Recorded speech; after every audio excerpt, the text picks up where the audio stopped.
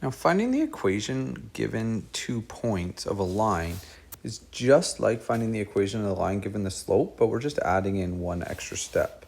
We now need to use those 2 points to find our slope. So that's the only difference. Everything else is the same. We're then going to just pick a point, so either point. So we can use either point to find our b value, and then we're going to write the equation. So the first thing we're going to do, so a line passes through these 2 points. We're going to use those 2 points to find our slope, knowing that slope is y2 minus y1 over x2 minus x1.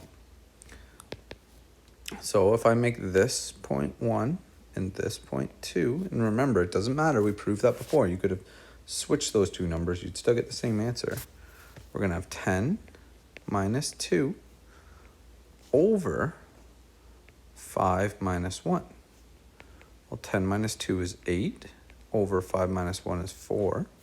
So our slope is 2 over 1, or just 2. So now we've got our point. Remember, I'll just choose the first one, and you could use the second one, it doesn't matter. We've got x and y. So we're going to use y equals mx plus b. We know our y is 2. We know our m is also 2. And our x is 1. And then we're going to say plus b. We get 2 equals 2 plus b. Subtract our 2 over, we get 0 equals b. Therefore, we've got y equals our slope, which was right here, and our b value. So 2x plus 0, or just y equals 2x, because 2x plus 0 is the same thing. If I look at this question, so we've got an x-intercept of -3 and a y-intercept of 8.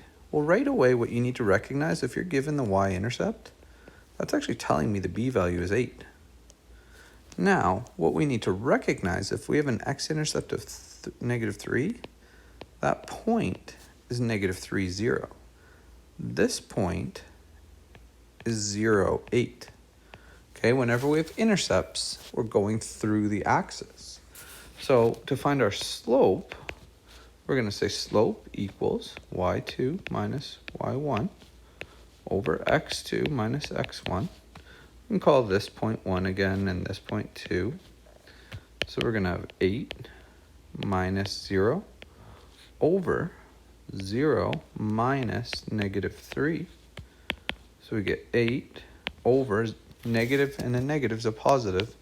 8 over 3. We already had our b value. We've got our slope. We can say, therefore, y equals 8 over 3x plus 8.